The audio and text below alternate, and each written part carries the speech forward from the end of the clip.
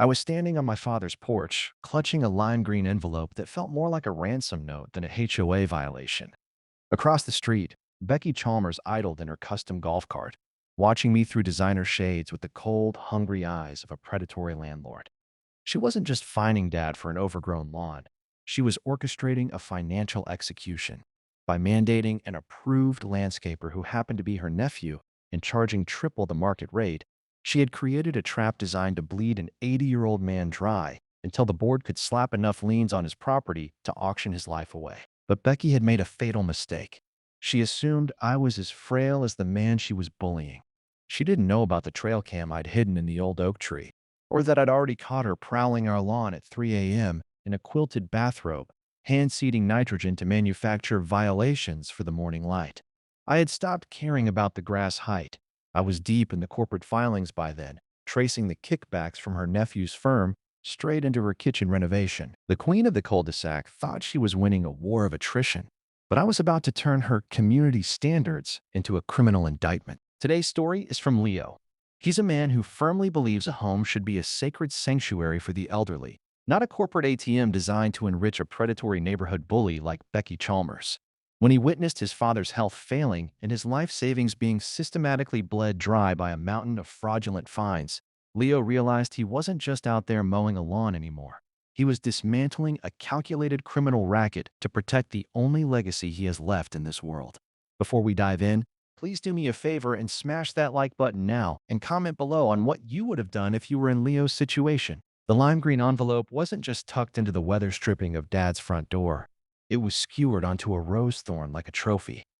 I saw it from the curb as I pulled in, a neon blight against the peeling white paint of the porch. Dad was sitting in his usual wicker chair, his hands knotted together over the head of his cane, staring at a patch of St. Augustine grass that was, at most, an inch taller than the neighbors.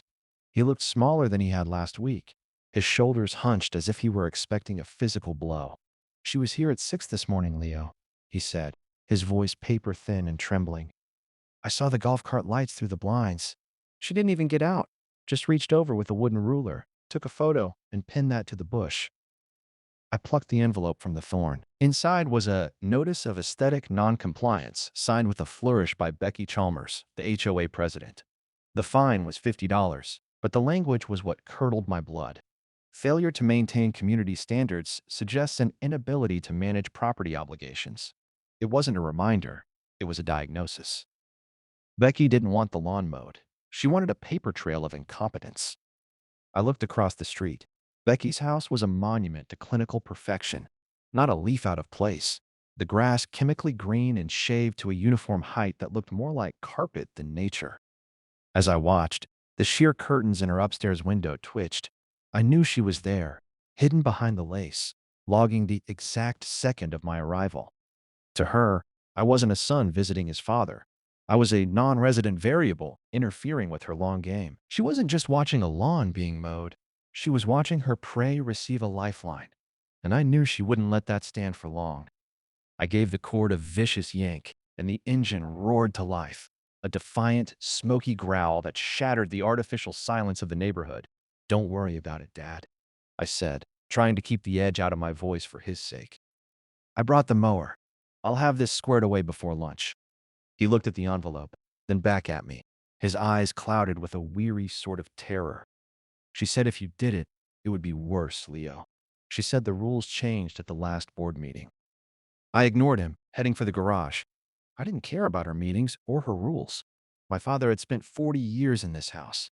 He'd raised me here, buried my mother from here, and he wasn't going to be bullied out of it by a woman who treated a cul-de-sac like a kingdom. I hauled the old petrol mower out into the light, the scent of stale fuel and oil hitting me. It was a relic, loud and stubborn, much like my father used to be before his hip gave out. As I gripped the pull cord, I felt the weight of Becky's gaze from across the street. The lime green envelope wasn't just tucked into the weather stripping of Dad's front door. It was skewered onto a rose thorn like a trophy. I saw it from the curb as I pulled in, a neon blight against the peeling white paint of the porch. Dad was sitting in his usual wicker chair, his hands knotted together over the head of his cane, staring at a patch of St. Augustine grass that was, at most, an inch taller than the neighbors. He looked smaller than he had last week, his shoulders hunched as if he were expecting a physical blow.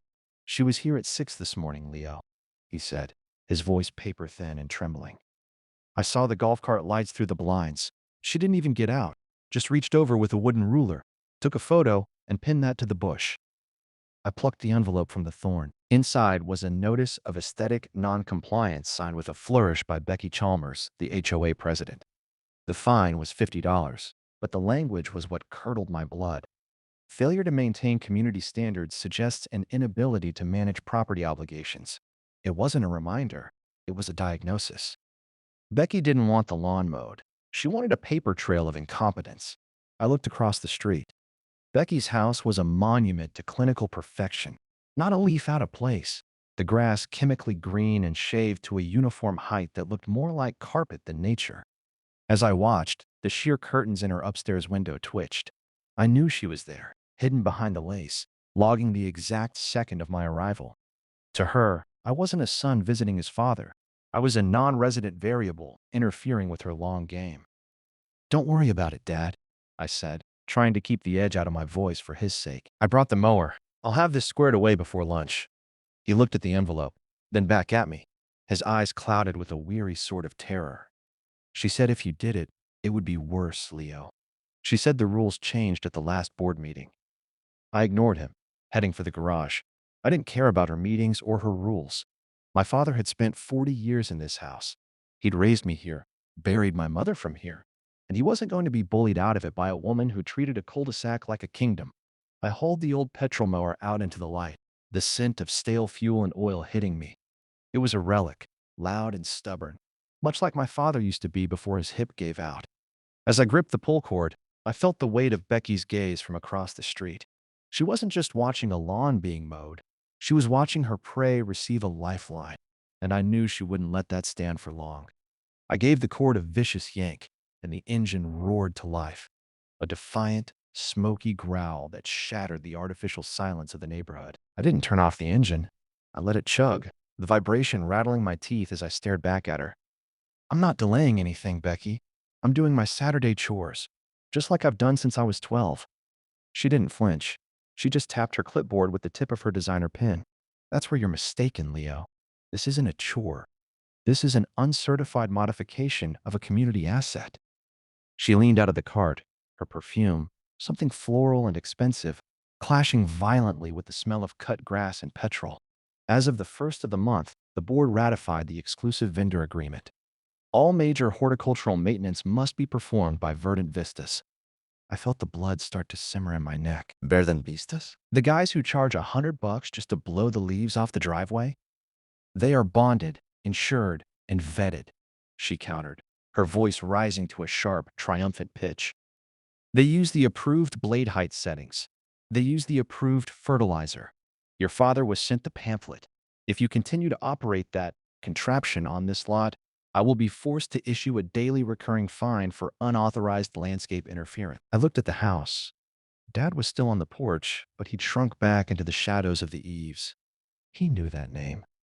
Verdant Vistas was the firm everyone whispered about at the mailbox, the one that seemed to spend more time taking photos of deficiencies than actually pulling weeds. The rumor was they were kicking back a percentage of every contract to the HOA's beautification fund, a fund that Becky managed with an iron-fisted lack of transparency. "So, let me get this straight," I said, leaning over the mower's handle, my knuckles white against the black plastic. "If I finish this lawn for free, you charge my father. If he pays your hand-picked cronies 3 times the market rate, he stays compliant?" Becky gave me a smile that was all teeth and no warmth. It was the look of a person who had already decided the outcome of the game. "It's called protecting property values, Leo. Something you'd understand if you actually lived here instead of just visiting to cause trouble." She shifted the golf cart into reverse, the backup beeper chirping a mocking electronic rhythm. "I'll have the first citation for the unauthorized vendor usage in the mail by 5. And Leo, don't bother with the edges. The professionals will be by tomorrow to fix your mistakes. At your father's expense, of course. I'd suggest you keep your car in the garage tomorrow. We wouldn't want the professionals to accidentally nick your paintwork with a trimmer, would we?" The threat was thinly veiled, wrapped in the protective plastic of community concern. She wasn't just talking about the grass anymore. She was letting me know that as long as I was here, things would get accidentally difficult for Dad. Her entitlement was a physical weight, a belief that her position as HOA president gave her the right to dictate who walked on this soil. I watched her whir away, her back straight and rigid, the queen of a half-acre kingdom. As she turned the corner, I looked down at the mower. The defiance I'd felt 10 minutes ago was being replaced by a cold, hard realization. This wasn't a disagreement about grass height. This was a financial siege, and Becky Chalmers was the general leading the charge. She didn't want the lawn mowed. She wanted the house empty, and she was willing to bankrupt an old man to see it happen. The next morning, the professionals arrived with the punctuality of a firing squad. I was sitting on the porch with a mug of lukewarm coffee, acting as a silent sentry, when a high-gloss black truck with the Verdant Vistas logo rolled to a stop at the curb. It didn't look like a gardening truck. With its tinted windows and oversized chrome grille, it looked more like a private security vehicle. Two men in charcoal gray tactical polos hopped out, moving with a mechanical, joyless efficiency. They didn't even glance at the house or knock on the door to announce their presence. They simply walked onto the lawn I had spent 2 hours perfecting the day before, carrying weed whackers like they were clearing a jungle in a war zone. "Morning, fellas," I called out, my voice tight as I leaned back in the wicker chair. "Lawn looks pretty good, doesn't it? Saved you a job." The larger of the two, a man with a neck like a tree trunk and a permanent scowl etched into his features, didn't even look up. He yanked the cord on his trimmer, the high-pitched, angry whine of the two-stroke engine shattering the Sunday morning silence. "Work order says remediation of substandard maintenance, mate," he shouted over the noise. "We're here to reset the turf to the president's specifications. Move your chair if you don't want stones in your shins." I watched in a state of mounting, silent fury as they began to scalp the edges I'd carefully trimmed with Dad's old hand shears. They weren't just mowing, they were vandalizing. They hit the base of Dad's prize-winning hydrangeas with the plastic wire, stripping the bark until the raw, white wood showed through. These were the bushes Dad had spent every spring tending to, the ones that had been here since I was a toddler. When they got to the flower beds my mother had planted 40 years ago, they didn't bother pulling the few stray weeds I'd missed. They simply pulled a canister from the truck and sprayed a generic, blue-tinted herbicide over everything that wasn't a blade of grass. "Hey, watch the flowers! That's poison!" I shouted, leaping off the porch and heading for the lawn. The foreman stepped in my path, holding a digital tablet like a shield. He didn't look intimidated. He looked bored. "Take it up with the association, pal. We're just following the visual continuity map provided by Miss Chalmers. According to this, your unauthorized work yesterday didn't meet the uniformity threshold." He tapped the screen, showing me a digital invoice that made my stomach drop. $450 for emergency corrective landscaping and chemical standardization. It was a mugging in broad daylight, performed under the protection of a corporate logo and a set of local bylaws. As they packed up 10 minutes later, leaving behind a lawn that looked like it had been chewed by a swarm of locusts and stained with chemical ink, Becky's white golf cart appeared at the end of the street. She didn't approach. She just hovered there at the edge of the cul-de-sac, watching the professionals depart. She raised her hand in a small, regal wave to the foreman as he pulled away. It wasn't a thank you. It was a confirmation of receipt, a nod between co-conspirators. Dad came to the screen door, his face pale and his eyes wet as he looked at the decimated, blue-speckled flower beds. "They killed the hydrangeas, Leo. Your mother, she loved those. She said they reminded her of the ocean." "I know, Dad," I said, my voice shaking with a cold, focused rage I hadn't felt in years. "I know." I realized then that Becky wasn't just being petty or following the rules. She was being vindictive. She was hurting an old man to get to me, proving that for every hour I spent helping him, she could inflict double the damage in 10 minutes. She wanted me to feel helpless, to see that my presence was actually a liability to the man I was trying to protect. She wanted me to go back to the city and tell Dad it was finally time to sell, just to make the bullying stop. But as I looked at the blue-stained ruins of my mother's garden, I knew I wasn't leaving. I was going to find out exactly how much Becky was getting paid to turn this neighborhood into her personal ATM. This wasn't about grass anymore. This was a war of attrition, and I was about to find her supply lines. The destruction of the hydrangeas was the final straw. Dad sat in his armchair, staring blankly at a television that wasn't even turned on, his hands resting limply in his lap. The house felt heavy, suffocating under the weight of Becky's neon green threats. I couldn't sit still. The sight of those blue-stained, chemically scorched flower beds was a visual scream. I needed to know how a retired teacher's modest lawn had become a high-stakes crime scene. I spent the afternoon at the local library, tucked into a back corner carrel. I bypassed the gardening blogs and went straight for the digital archives of the county clerk's office and the Florida Department of State Division of Corporations. Becky clearly banked on the fact that most of the residents in this cul-de-sac still used physical checkbooks and viewed the internet as a place for recipes and weather reports. She didn't think anyone was young enough or angry enough to go digging through the digital bedrock of her empire. I started with Verdant Vistas Landscaping LLC. The articles of incorporation were public, though they'd been filed through a generic-sounding holding company to add a layer of insulation. But as I scrolled through the annual reports, the name of the managing member leaped off the screen. Marcus V. Chalmers. Chalmers, I whispered, the name tasting like copper in my mouth. It wasn't just a coincidence. A quick cross-reference with social media and local news archives confirmed it. Marcus was Becky's nephew, a man whose previous business ventures, mostly storm restoration scams, had left a trail of disgruntled homeowners 3 counties over.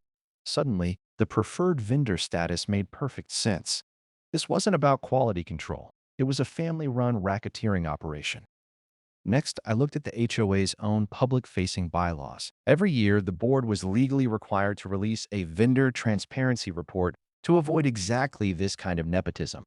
But Dad's copies were always summarized versions, missing the specific breakdown of where the money went. I found the Florida Statutes Chapter 720, which governs homeowners associations, and discovered that any member has the right to inspect the official records within 10 business days of a written request. I drafted a formal statutory demand for inspection of records. I didn't just ask for the contracts. I asked for the board meeting minutes where the Verdant Vistas agreement was signed, the bidding logs for competing firms, and any records of consultation fees paid to board members. I felt a surge of adrenaline as I printed the document. Becky wasn't just a petty tyrant. She was a fiduciary disaster waiting to happen. She was using Dad, and likely every other senior on the street, as a recurring revenue stream for her nephew's failing business. I drove back to the house just as the sun was dipping below the horizon, casting long, bruised shadows over the neighborhood. Becky's white golf cart was parked in her driveway, a silent sentinel watching the street for any sign of non-compliance. I looked at her front door and felt a cold, sharp focus. She thought she was playing a game of lawn maintenance, but I was moving the pieces toward a criminal audit. "Hey, Dad," I said, walking into the kitchen and dropping the stack of printed records onto the table next to his cold tea. "You still got the number for that lawyer who handled Mom's estate?" Dad looked at the papers, his brow furrowed in confusion. "Leo, what is all this? I don't want any more trouble. If we just pay the fine, maybe she'll—" "This," I said, pointing to Marcus Chalmers' signature on a 6-figure HOA contract, "is how we stop the fines forever, and it's how we make sure Becky Chalmers never picks up a ruler again." I watched the realization dawn on his face, the look of a man who suddenly realized the cage door had been left unlocked. The war wasn't just on the grass anymore. It was in the ledgers. I decided against the process server. There is a specific, visceral power in holding a mirror up to a bully before they've had time to call their lawyers and rehearse a lie. I wanted to see the mask slip in the porch light. I wanted Becky to know that the non-resident variable she'd tried to push out had finally solved the crooked equation of her presidency. I walked across the street, the damp evening air clinging to my skin like a wet shroud. Becky's driveway was a cathedral of poured concrete, bleached bone white and scrubbed of even the slightest oil stain.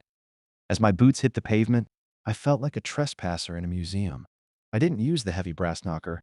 I rang the bell, a melodic, 3-tone chime that felt entirely too pleasant for the woman who lived behind the mahogany door. The porch light flickered on, casting a harsh, clinical yellow glow over the entryway. The heavy door creaked open just a few inches, held firmly by a thick security chain. Becky peered through the gap, her face framed by a halo of expensive, salon-fresh highlights.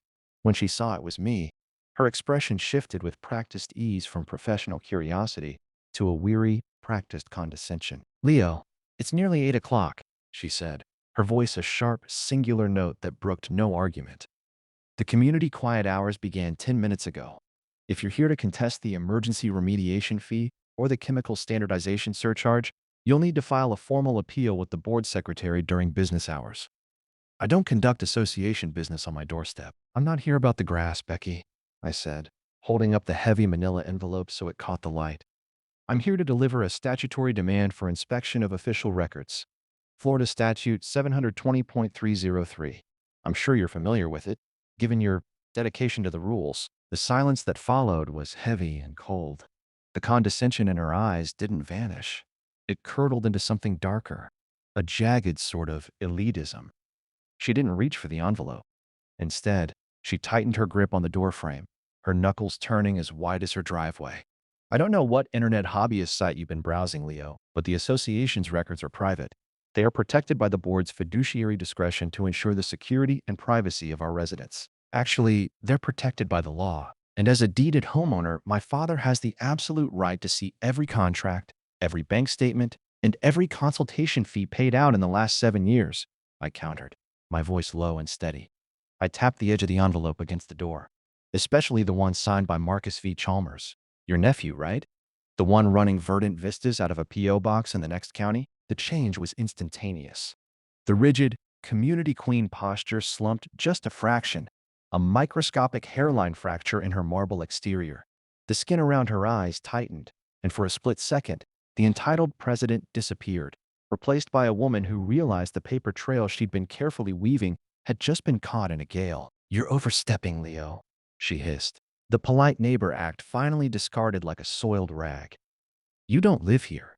You don't understand the astronomical costs of maintaining a neighborhood of this caliber. If you think you can come in here and harass a volunteer board member because your father is too stubborn to follow basic aesthetic guidelines, you are sadly mistaken. You're a guest here, and guests can be trespassed. I'm not harassing you, Becky. I'm auditing you, I said, sliding the envelope through the gap in the door. It hit her silk-clad chest and fell to the polished marble floor of her foyer with a heavy, satisfying thud. You have 10 business days to produce the unredacted contracts. If a single page is missing, or if the bidding logs don't match the bank deposits, my lawyer won't be sending a letter. He'll be sending a subpoena to your nephew's front door. She didn't pick up the envelope. She just stared at it like it was a venomous snake that had crawled into her sanctuary. Her chest was heaving, her entitlement battling with a newfound, sharp-edged panic. Get off my property, she whispered, her voice trembling with a mixture of pure rage and genuine shock. Now. I turned and walked away, feeling the heat of her gaze burning into my shoulder blades. As I reached the end of her pristine driveway, I heard the heavy thud of the mahogany door slamming shut, followed by the frantic metallic click of the deadbolt. The quiet hours had officially begun, but for Becky Chalmers, I suspected the next 10 days were going to be the loudest of her life. Sleep was a ghost that refused to haunt me that night. Every time a car prowled down the street, its headlights sweeping across the guest room ceiling like a searchlight, I found myself upright, peering through the slats of the blinds. I knew Becky Chalmers. People with that specific brand of manicured entitlement don't retreat when challenged. They double down. They don't see a legal request as a process. They see it as a declaration of war, an insult to the divine right they've granted themselves over their half-acre kingdoms. At 2:45 a.m., my phone buzzed on the nightstand, a sharp staccato vibration that made my heart hammer against my ribs. It was a notification from the trail cam I'd hidden in the hollow of the old oak tree, its lens angled perfectly to catch the front porch and the disputed turf. I swiped the screen open, the blue light stinging my tired eyes. The feed was grainy, washed in the eerie, ghostly silver of infrared, but the figure was unmistakable. Someone was moving across Dad's front lawn with a hurried, jerky gait. They were wearing a long, quilted bathrobe that shimmered like oil in the night vision, and a pair of sensible rubber garden clogs. In their right hand, they carried a handheld seed spreader. I watched, mesmerized by the sheer, calculated pettiness of it. The figure, Becky, beyond a shadow of a doubt, wasn't just walking.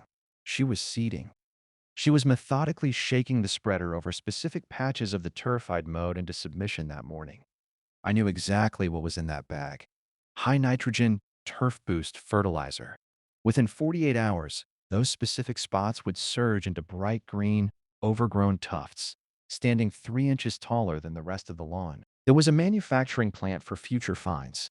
She was literally growing her own evidence, cultivating a violation so she could ride by on Tuesday and snap a photo of Dad's neglect.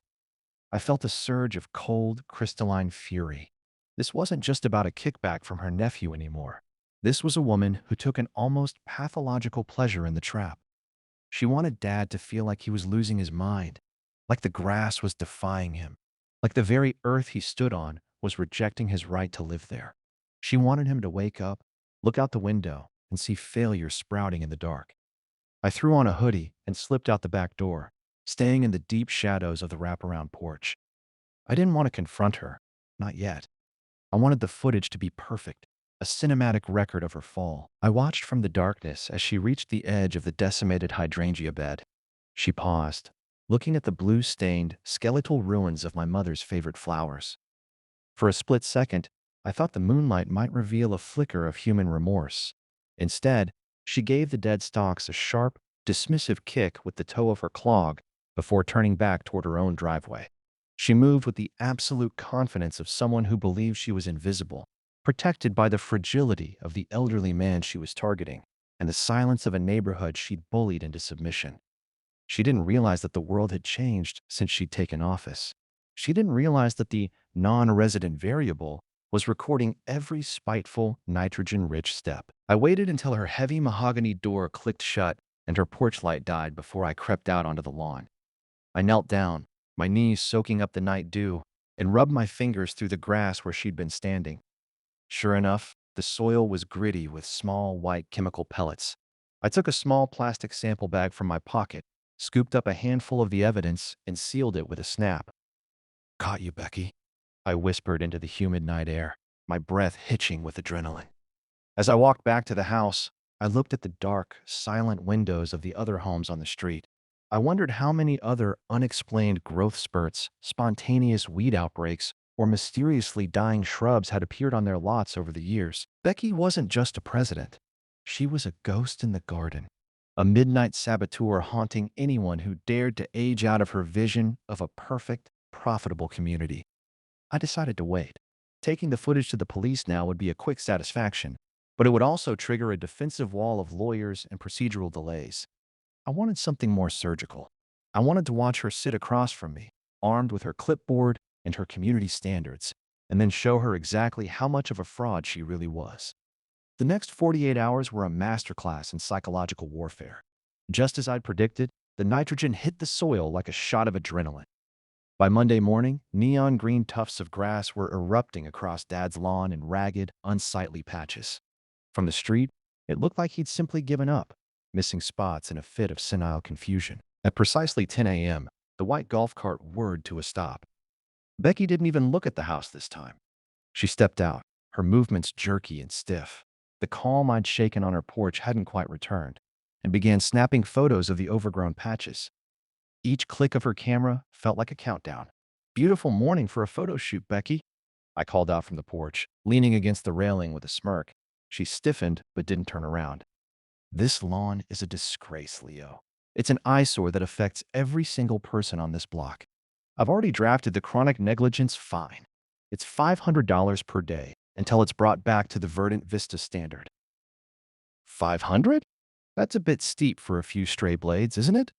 She finally turned, her face a mask of cold, bureaucratic triumph.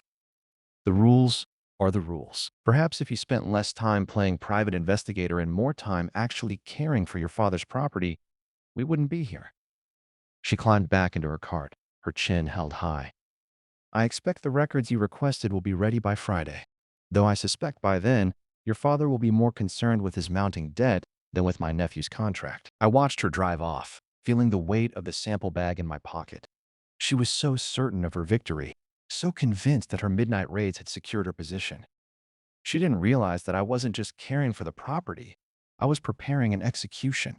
That afternoon, I met with Sarah Jenkins, the estate lawyer. She looked at the corporate filings I'd found, then at the grainy footage of the bathrobe saboteur. A slow, dangerous smile spread across her face. "Leo," she said, tapping the screen where Becky was mid-shake with the fertilizer. "This isn't just an HOA dispute anymore. This is criminal mischief. breach of fiduciary duty, and potentially racketeering. If we play this right, we don't just get the liens dropped. We get her barred from ever holding a board position again. I don't just want her gone, Sarah, I said, thinking of the blue-stained hydrangeas. I want her to pay back every cent she squeezed out of these people. We spent the rest of the day drafting the final notice of noncompliance. Not for Dad, but for Becky. Friday was going to be more than a records inspection. It was going to be an eviction. I spent Wednesday morning leaning over the fence, but I wasn't there for the gardening. I was fishing. If I was going to dismantle Becky's presidency, I needed a chorus of voices, not just a solo act of defiance. One angry son is a nuisance. A dozen furious homeowners is a coup. I started with Mr. Henderson, 3 doors down. He was a retired actuary who kept his driveway so clean you could perform surgery on it.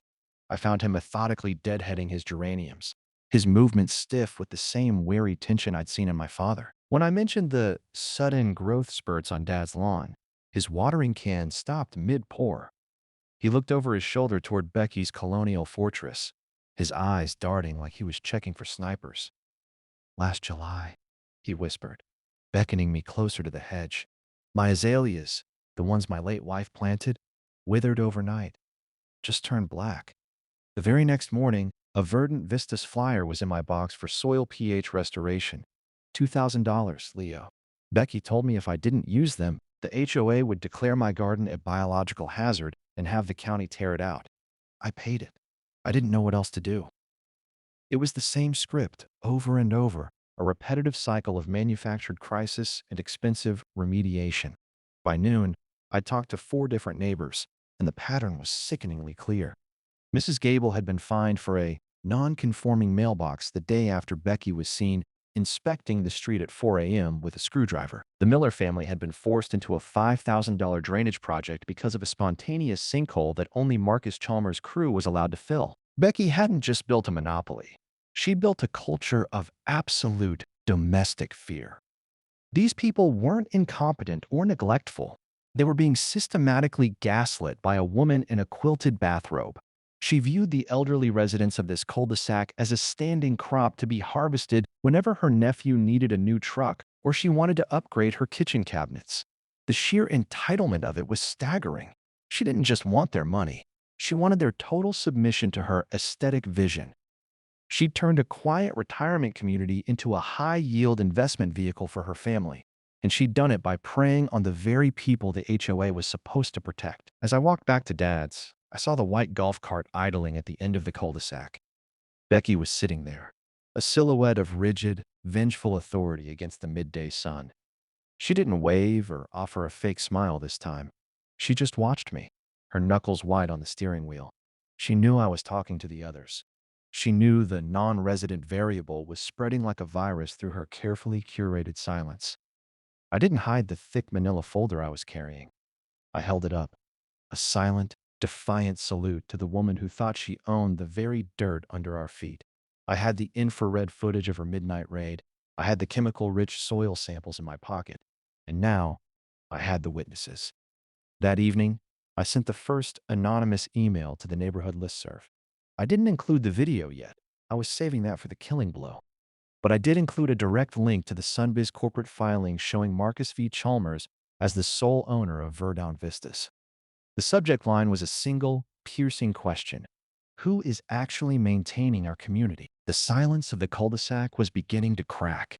For the first time in years, the curtains across the street weren't just twitching for Becky's inspections. They were twitching for a revolution. The queen of the HOA was about to find out that her subjects were finally awake. Friday morning arrived with a heavy, expectant humidity. The air felt thick, as if the cul-de-sac itself was holding its breath. At precisely 10 a.m., the mahogany door across the street opened, and Becky Chalmers stepped out. She wasn't in her bathrobe today. She was dressed for a deposition, a sharp navy power suit and heels that clicked against the concrete like a metronome. Behind her trailed a younger man in a Verdant Vistas polo, clutching a ruggedized tablet. Marcus? Friday morning arrived with a heavy, expectant humidity. The air felt thick, as if the cul-de-sac itself was holding its breath. At precisely 10 a.m., the mahogany door across the street opened, and Becky Chalmers stepped out. She wasn't in her bathrobe today. She was dressed for a deposition, a sharp navy power suit and heels that clicked against the concrete like a metronome. Behind her trailed a younger man in a verdant Vistas polo, clutching a ruggedized tablet. Marcus. I stood on the porch, leaning against the railing. I'd spent the last hour setting up the theater. I hadn't invited the neighbors inside, not yet, but I'd suggested they might want to be tending their gardens near the property line. As Becky marched up the driveway, four sets of eyes from across the street were already locked onto her back. "Leo," she said, her voice projecting a forced, hollow authority. "We are here to fulfill your unusual request for records. Though I must warn you, the board has authorized Marcus here to oversee the inspection to ensure no original documents are misplaced by non-residents." "Glad you could make it, Marcus," I said, ignoring her and looking at the nephew. He looked nervous, his eyes darting toward the neighbors who were suddenly very interested in their mailboxes. "I've been reading a lot about your company lately. Very impressive growth for a firm that only seems to work in one zip code." Becky pushed past me into the house, her heels clacking on the hardwood. She slammed a heavy plastic crate onto the kitchen table.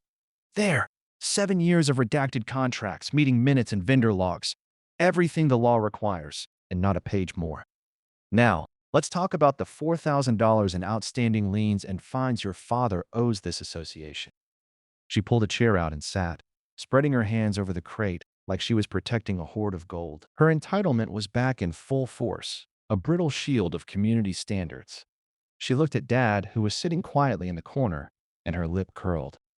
"Harold, it's a shame it's come to this, but rules are the bedrock of a civilized society. Without them, we're just people living in tall grass." "Funny you should mention the grass, Becky," I said, pulling my laptop over and turning the screen toward her.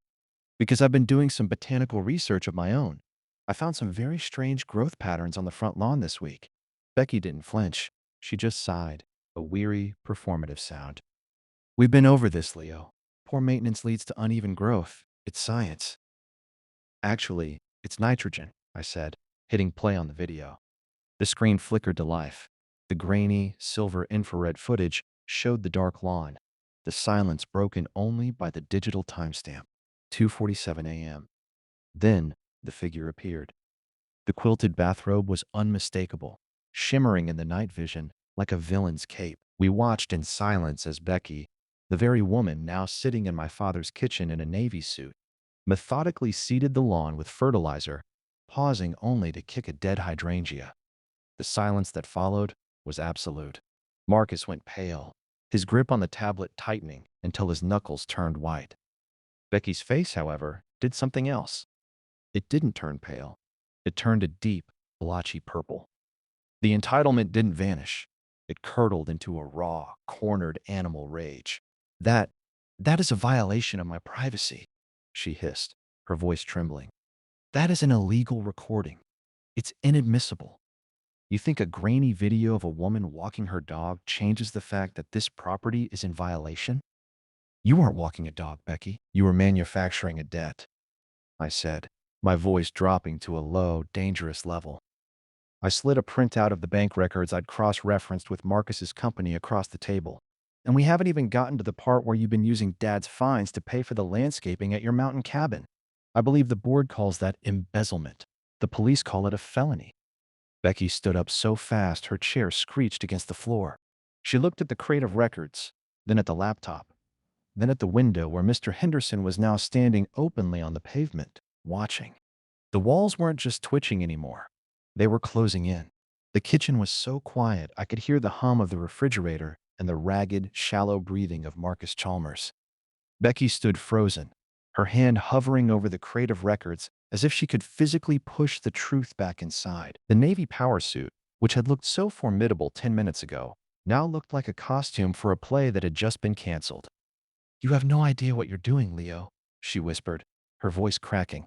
The entitlement was still there, but it was brittle now, a thin shell over a growing abyss of panic. "I've spent a decade building this community. I've kept the property values higher than any other street in the county. If you tear me down, this whole place falls apart. The banks, the insurers, they trust me." "They trust a ledger that isn't cooked, Becky," I said, leaning back and crossing my arms. "And they certainly don't trust a president who prowls the neighborhood at 3 a.m. in a bathrobe to sabotage her neighbors' lawns." That's not leadership. That's a racket. Marcus finally spoke, his voice cracking like a dry branch. Aunt Becky, we should go. We should call the lawyer. Sit down, Marcus, I snapped, not taking my eyes off her. We're not finished. You see, Sarah, my lawyer, she's already drafted a notice of intent to sue. It's not just about Dad's $4,000. It's about the consultation fees you've been skimming from Mr. Henderson's azaleas. It's about the drainage project you forced on the Millers. It's about every senior on this block you've treated like a personal piggy bank. Becky's eyes darted to the window. Outside, the gardening neighbors had moved. Mr. Henderson was no longer pretending to prune. He was standing on the edge of Dad's driveway, his arms crossed, joined by Mrs. Gable and two others. They were a silent jury, illuminated by the midday sun, watching the glass walls of Becky's empire shatter. What do you want? She hissed, the words tasting like poison. Money? You want the fines vacated? Fine. Consider them gone. I'll sign the release right now. It's not that simple anymore, I said, sliding a single sheet of paper across the table. It wasn't a court summons.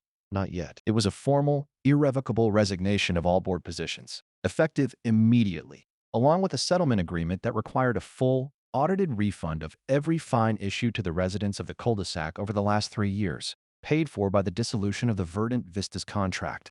You're asking me to bankrupt my nephew, she gasped, her face contorting in a mask of pure, petty hatred.